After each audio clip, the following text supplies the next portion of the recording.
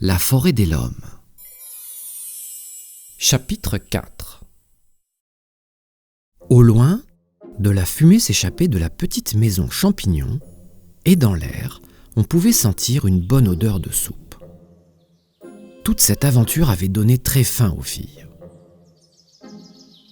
Lou et Kiara décidèrent donc de s'approcher, mais avec beaucoup de prudence.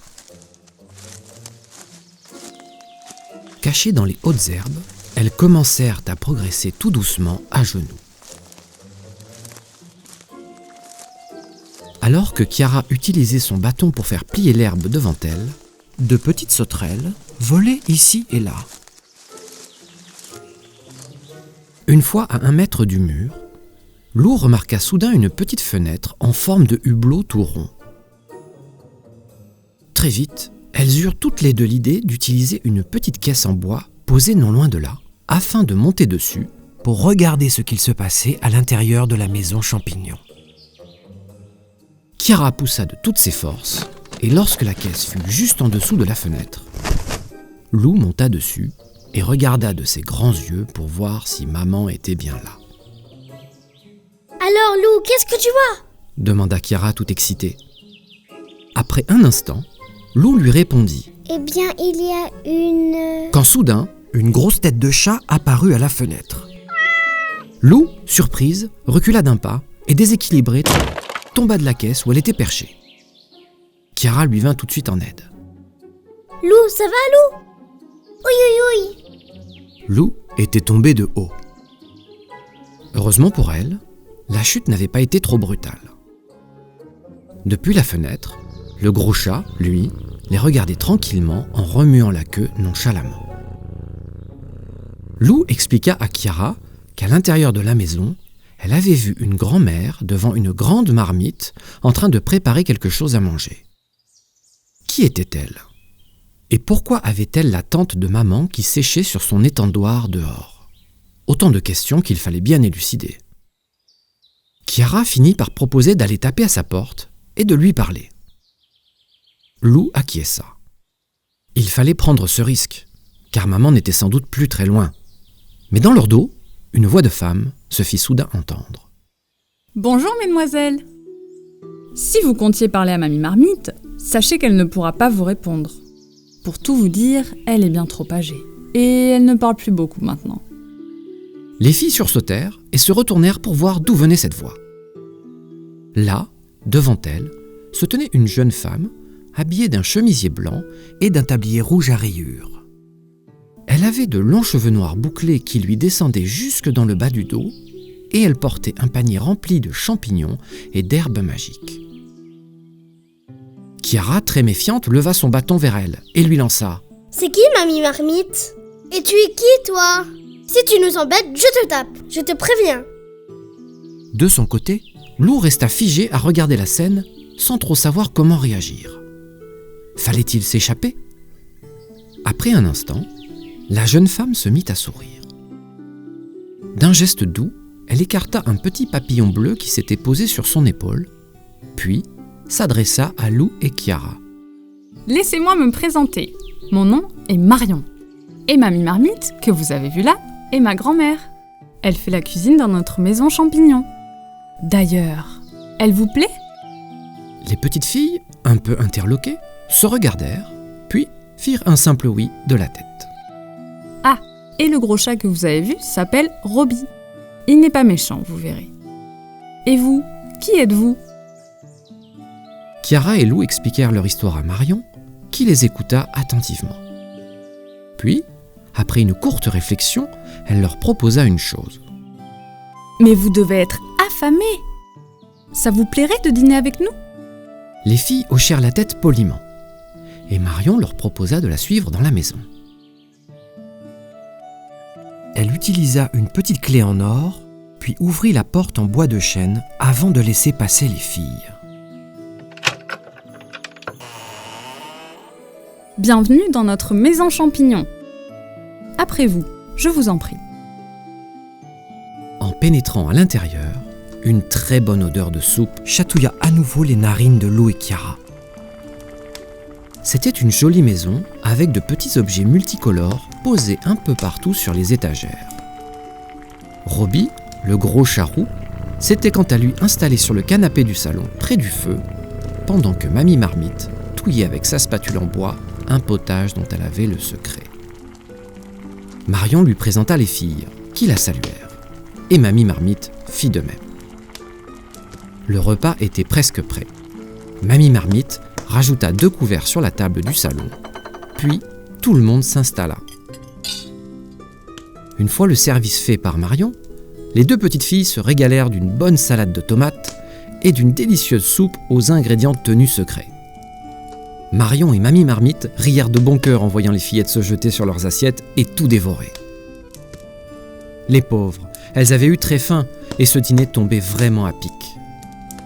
En dessert, Lou et Kiara goûtèrent ensuite de gros fruits sucrés que l'on ne pouvait trouver que dans cette forêt. Les fameux goubidous. C'était un véritable festin. Cela faisait un bien fou d'avoir trouvé un endroit pour se reposer et reprendre des forces, pensa Lou.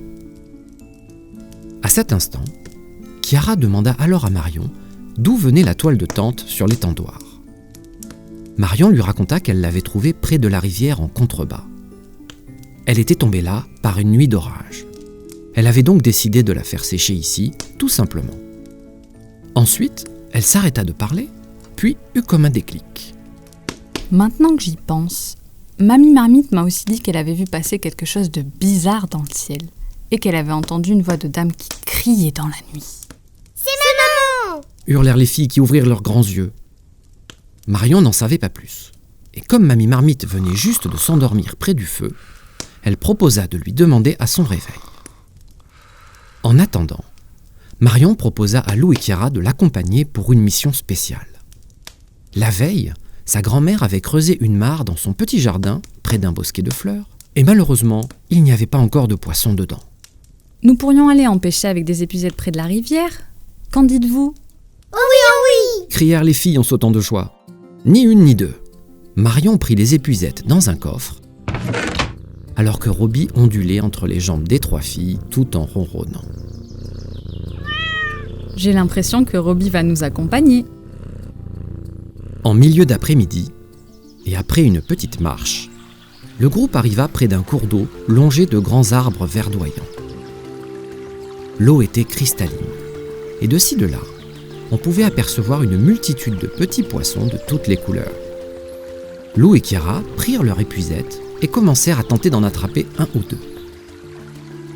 « Regarde Kiara, là le bateau rouge. Tu vas voir, je vais l'attraper. » Sous un beau soleil, chacune tenta d'en prendre le plus possible.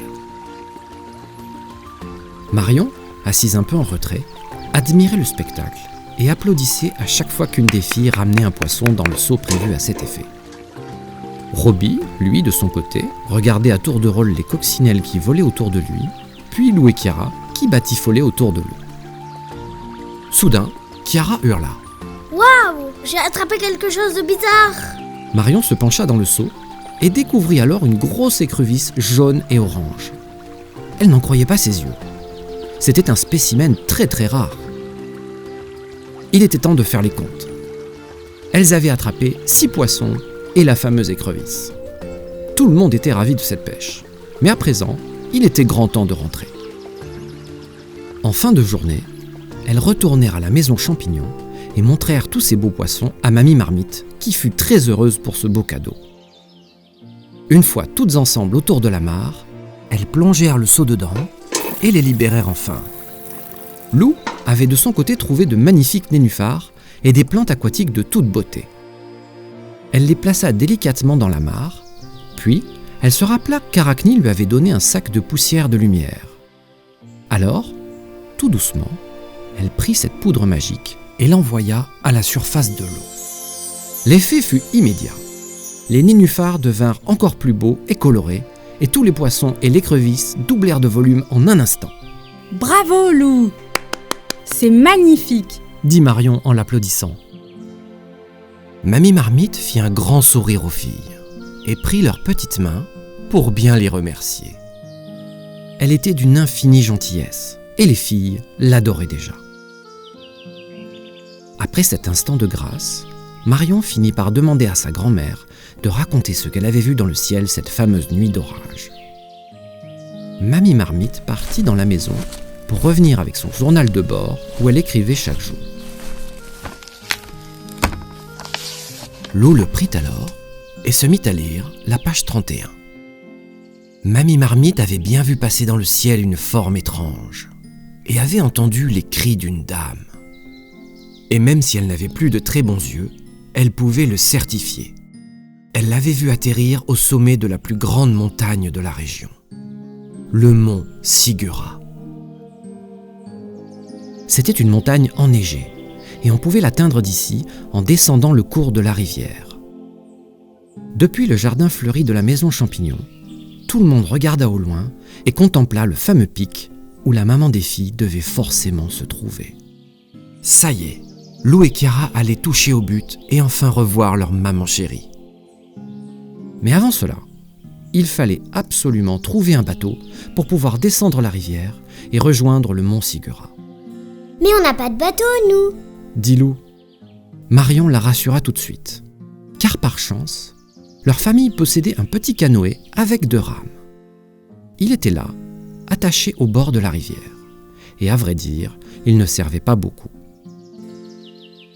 Vous devez absolument retrouver votre maman. Alors, il est à vous les filles. « Oh, merci !» dirent les filles en chœur.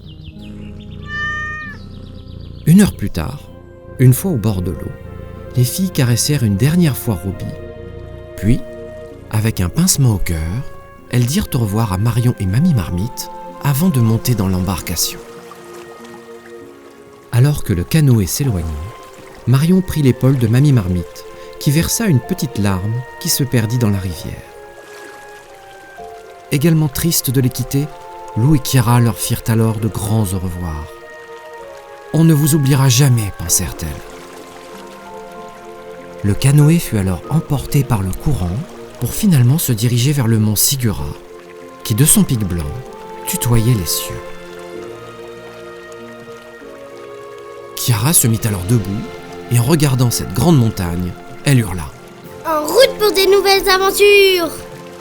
Avant de soudain se rendre compte, en regardant au loin, qu'elles étaient sur le point d'arriver sur une gigantesque chute d'eau d'au moins 20 mètres de haut. « Oh non !» Lou se leva à son tour sur le bateau et dit « Mais qu'est-ce qu'on va faire, Chiara ? Qu'est-ce qu'on va faire ?» À suivre. Bonne nuit.